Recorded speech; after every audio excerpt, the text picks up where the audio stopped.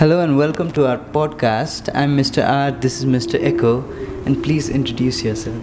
Hello, hi, this is Anil Basnet, CEO of Tarkari.com. Cool. Thank you so much for letting us interview today. And then our podcast is usually about entrepreneurs and startups. And we have this little tradition in this podcast. We like to have a nickname for every one of our guests. And so far, everybody has had a cool nickname. Would you like to give yourself a nickname or? Actually, I don't have a nickname, but I used to call as marksman.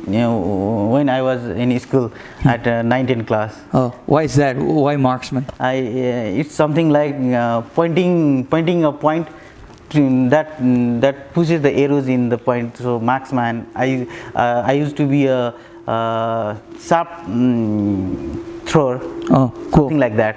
You had the aim of Arjun from Mahabharata. Yeah, exactly. Sort of. Exactly. Yeah. I used to have good knowledge of pulling some arrows and something like bans, and then that's why. It's cool.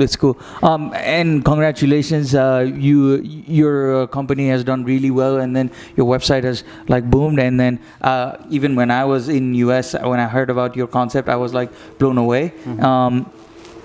And it fills up it lives up to the name, right? Marksman, right? Thank you so much. Thank you so much. So in the spirit of entrepreneurship, we've been doing podcasts with other entrepreneurs. What's the one most important thing that you think was the thing that made you successful, or that brought you up to this position in your startup? I think dream is the main thing that pushes me to grow up my business as now where I am and where my business is now. So I had a dream to be Nepal's first online grocery company in Nepal. So I struggle and I work so hard to achieve that dream. So still I'm struggling more. As the work grows and the scalability grows even more, you get more challenges, right? Yeah, exactly. So when you compare your older days when you were starting off and right now, what do you see the challenges are? Are those challenges bigger when you are when you have to play with more money and you have more customer base, or was it such a Herculean task to do it at the beginning of your startup? There are lots of challenges for growing the company and scaling the company. So the more company grows up and up, more challenges occurs to do the business in this kind of environment. So before there was a little orders, so few orders we can manage by few people to deliver that orders. But now we are getting 200 plus orders, so I need to manage all the human resources, inventory, logistic and everything. So that are the challenges we faced during the scaling our company.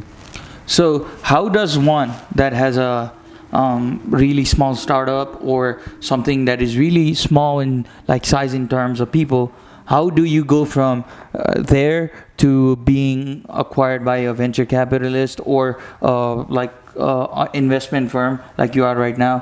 How do you go from that to that? I know there's not an exact roadmap for that, but can you share your experience, how you started and then how you got there? So initially I started myself funding myself to the company. So growing the company I need more funds, more investment. So I pitched to the investors, venture capitalists and angel investors. So I raised funds using the crowdfunding source also as well. So my friends living in abroad and living in Kathmandu, they funded some amount in my company. So I utilized that fund to grow the company, and now I also pitched the company to the investment company, to the movers and shakers. So we are working with the movers and shakers now.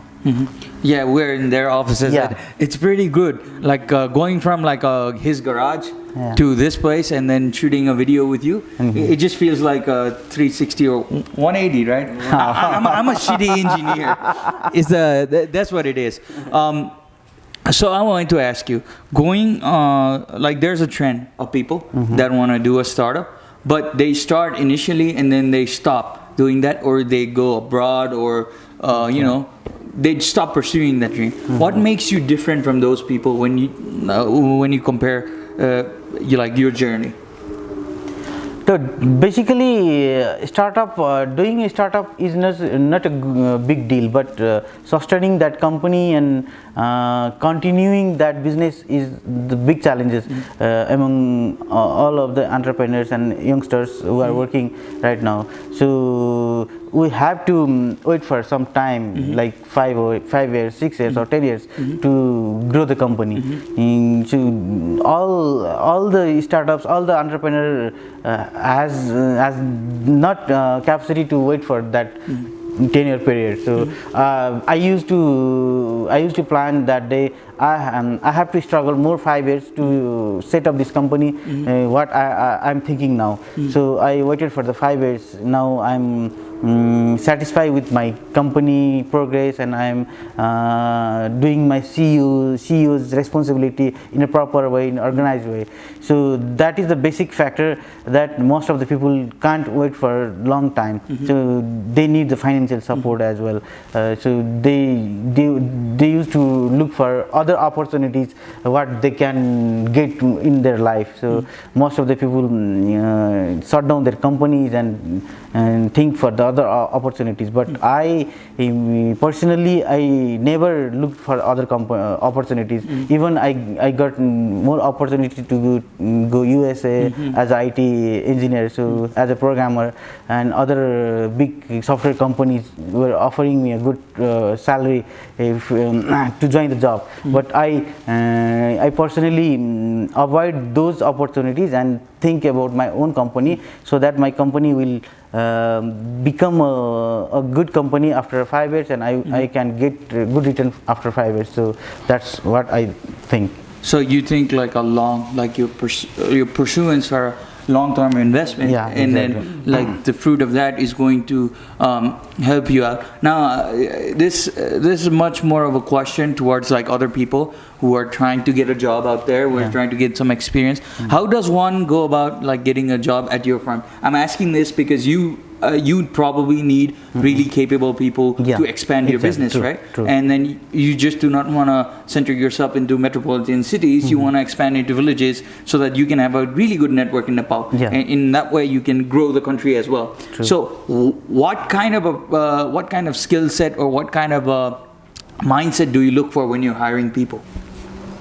So I believe in teamwork. So I have a good experience with working with a team for a long time. Yes, sir. So I worked as a web developer in an international company as well. So I had a good experience of as being an employee, and now I am an employer. So my company are always open to hire such an energetic and creative team that leads the market, that create their own brand in e-commerce business.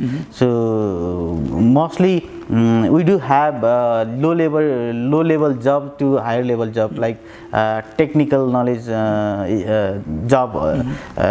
We can say e-commerce business, or we can have delivery persons, that is a low level job, or we can have some farming or agriculture skills that can produce a good and hygienic products to our customers. So there are lots of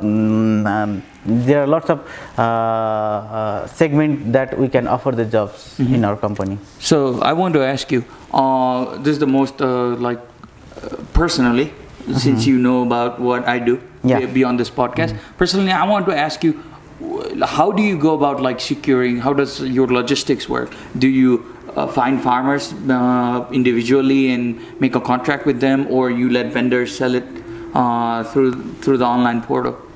At the initial period, we work with the vendors and suppliers that they supply the fresh vegetables to us, and we deliver to the customers. But now we are working with directly to the farmers. So we collect the fresh products and safe food products that are certified, or mostly that are guaranteed that they are used less pesticides. The highest quality. Highest organic. quality. So we collect that vegetables, and we take that vegetables to our warehouse, and we sorted them, we make grading them, and we pack and deliver to the customers. That's very interesting. Now I want to ask you. This is more of a it's a question about the consumer rights in Nepal. Since you work in such a consumer like a high frequency based field, how does like the ratings? How do you think like the ratings in terms of food and nutrition in Nepal? How do you think as a entrepreneur how we could improve that in this country right now?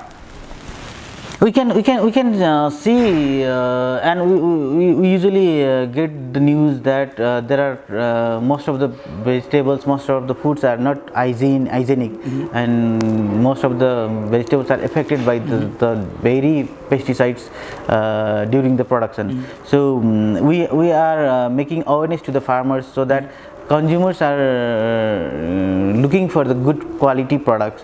So please do not use any pesticides. Grow organically and locally, so that consumers will buy your products, and we are the only medium to deliver that products to the consumers. So we are very concerned about the consumers' health and consumers' pricing and consumers' service. So most of the people are so much busy they do not get time to go to the shopping for the vegetables, and even they do not know the quality of that vegetables. And most of the people in Kathmandu are buying vegetables in the roadside. So we are saying that the vegetables who are displaying in the roadside are not hygienic. We can see the pollutions all around the city. So most of the dust and everything are inserted in that vegetable. So we keep the vegetables in our closed room, and we pack in the seal pack, and we deliver in the bags. So the vegetables remains so fresh and quality. So we are trying to convince the customers to buy through Metro Tarkari, so that we can assure and guarantee the quality of vegetables to them. So he has a What question. about do you have plans to test the vegetables for the nutrition and quality value? Right now we do not have any that kind of equipments to test the vegetables and everything, but we are trying to take some pesticides with collaborating with other companies. There are some NGOs and some government level that checks the quality of the product, so we are working with them also. Actually, you're in luck, because I am currently doing that. Like I check, I have to check it, and do that. And that's why I'm asking these questions, because it's my field is more on research, and I might have an entrepreneurial mind, but I'm focused on trying to solve like a genuine problem that I see. And you are trying to solve a genuine problem that you see in this society. How did you like jump into the idea of vegetables and fruit and grocery business? Basically this idea comes from my home. So I used to work till late hours at my home, and my mom used to call me and say, bring some vegetables while you are coming back to home. So I have a problem of shopping that vegetables and groceries, that my responsibility is to purchase vegetables and take that to my home. So I used to work till late hours, 8 o'clock, 9 o'clock at night. So I got an idea that this is not my only problem. This might be problems of most of the people who work till late hours and who are too much busy on their offices. So I personally talked to my friends, and I said my ideas. This could be a good business, and this could be the e-commerce business, which can be a good success in future. So most of the friends also suggested me that this could be a good business. So I was also thinking about my new own venture in market, so that can create the brand in Kathmandu Valley. So I started metrotarkari.com in December 2012. That's such an interesting journey, because back in 2012 there was a lot of disarray when it comes to investment, and especially when I was starting my engineering career, there was so much instability going on. How did you go from like graduating in your IT sector, and you said from Pokhara University, Cosmos College, you two are from the same school. How did you think of other people who graduate from different universities all around the world? Why do you think they do not want to come back or like sit in Nepal and do the hard work? What made you sit down and do it here? What was the one thing, like it was like, oh, that made you stick around and do it? So, as a web developer, as a IT graduate, most of my family, friends have good high expectation, that they used to say that you have to work in IT company, or you have to work in government offices, and you have to go USA and to make a career. So most of the pressure used to come like that. So, but I think that work is work. Even I am selling a vegetables, but I am not selling vegetables in the street. I am selling the vegetables online. So I am integrating my IT knowledge, IT skills into this business. So I am going to the e-commerce business. I am not selling vegetables in the road. So that makes me the different among other business who are working in the vegetables. One part is that, and another part, I personally think most of the people can do low level job in abroad. They can do very low level job in USA and Canada, but they cannot, they do not try to do in Nepal. The job satisfaction. Job satisfaction and everything. But if we can effort very hard, and we can be passionate on this our own job or own business, one day that can be a good business for every people. So how much does like standardization and policy affect your business? I know why I'm asking this question is because I went to this program on Saturday, this well-respected party, and they had they had like people from like the highest position you could have from this really well-respected party. And in that event there was a fire hazard. Basically a live wire was connected to a socket, and then basically was left out there. Now in my perspective, why we can't go further is because we leave out the small things, like the devil's in the details, right? Yeah, true. So if you can put standards in the smallest of things, like a fire hazard or like nutrition ratings and everything, and making policy on all of that. So how do you think, like if you were in charge of making policy in food sector and nutrition, how would you go about it in making standardizations in terms of food? If I would be on that position to make a policy and control everything for the food, so I would definitely concerned about the hygiene of the production and the nutritions and quality of the products that consumers are consuming that product. So there could be certifications, there might be a labeling, there might be a manufacturer and expiry date and everything, and from where the products are coming from and from which farm is that product coming from. Usually in Nepal we do not know what your tomatoes are from, where your tomatoes are coming from. It might be from India, it might be from farm from Dading, or and most of the farms are not registered. Yeah. So they usually produce so haphazardly, and they sell to the Kalimati market and Kalimati market to the consumers, but they do not have some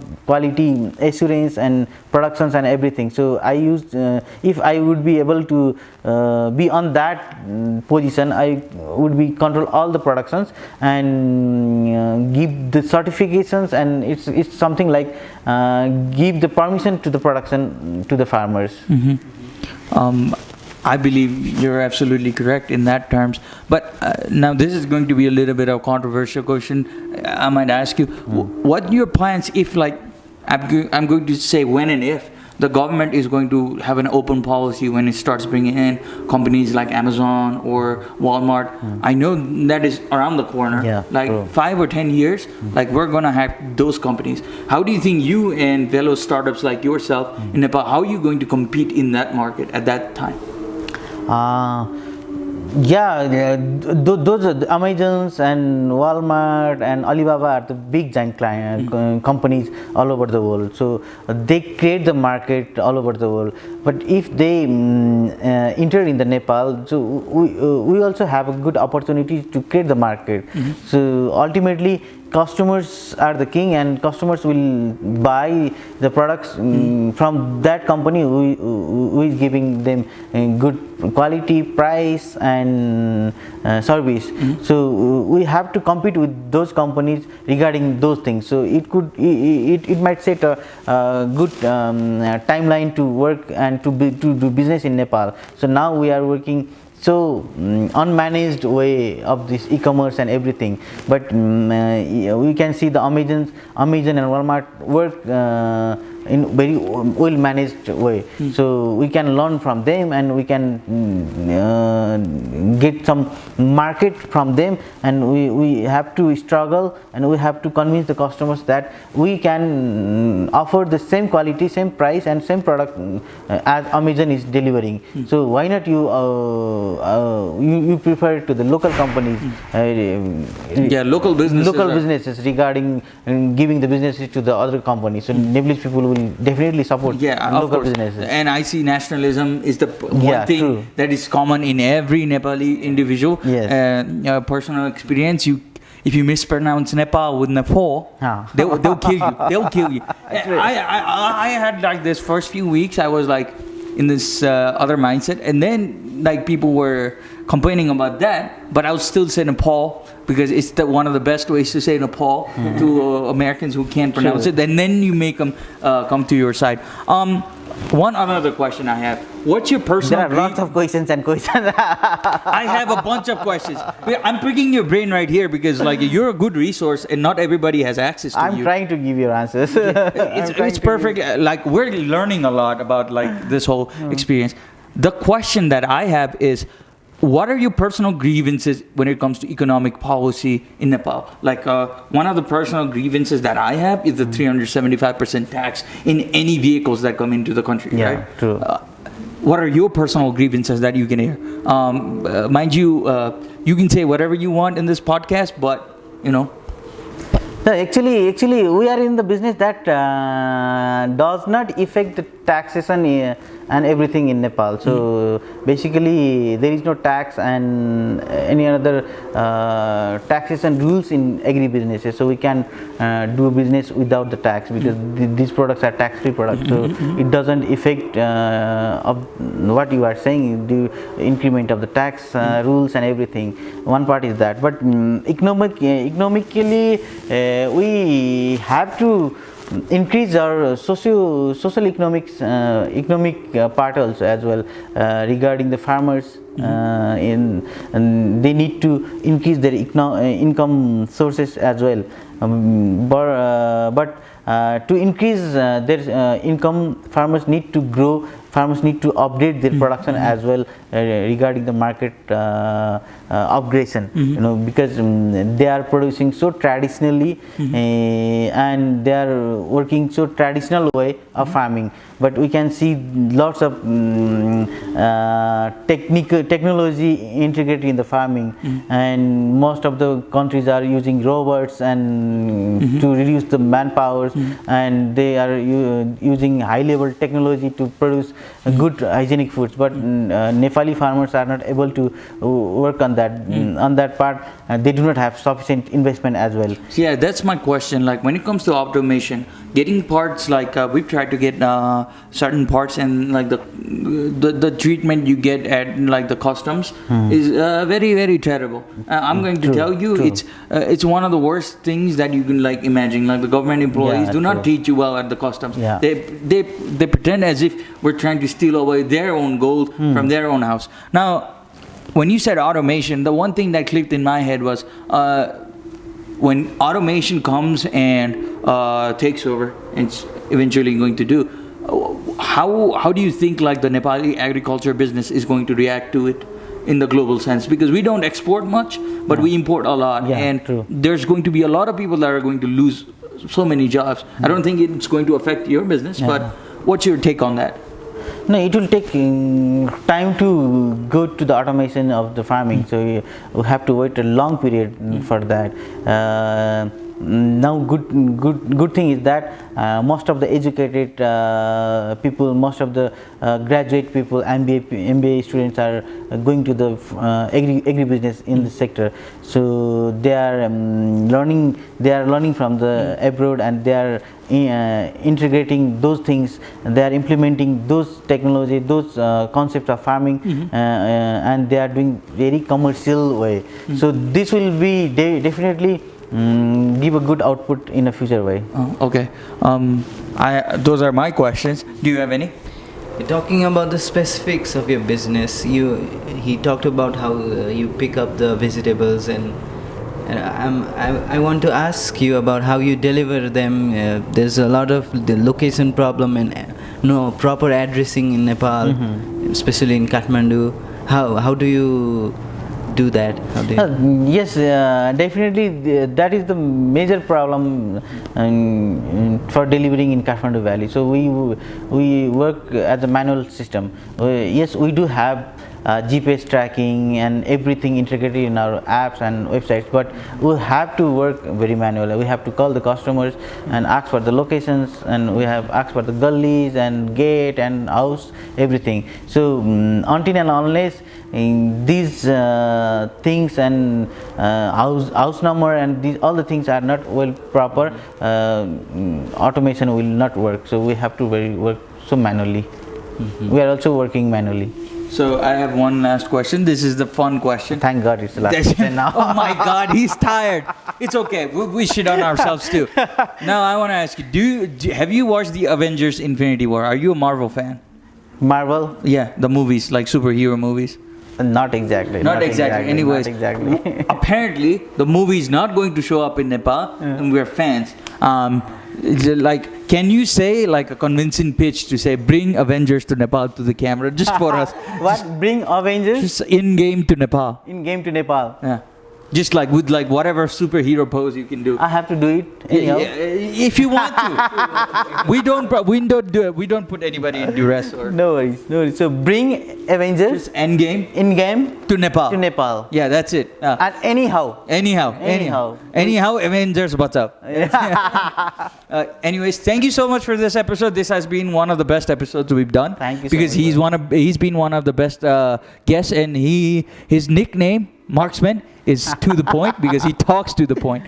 Most of the people will know my nickname as well now. Oh, yeah. I revealed this first time. Yeah, this could in my be career. Yeah, this could be his Counter-Strike nickname, like whenever they say Marksman. So we're gonna meet you next time, and then probably when you want to, if you want to have another talk like this, we can do it. And hopefully that day we have our own studio, and then we can give you some tea or coffee or whatever.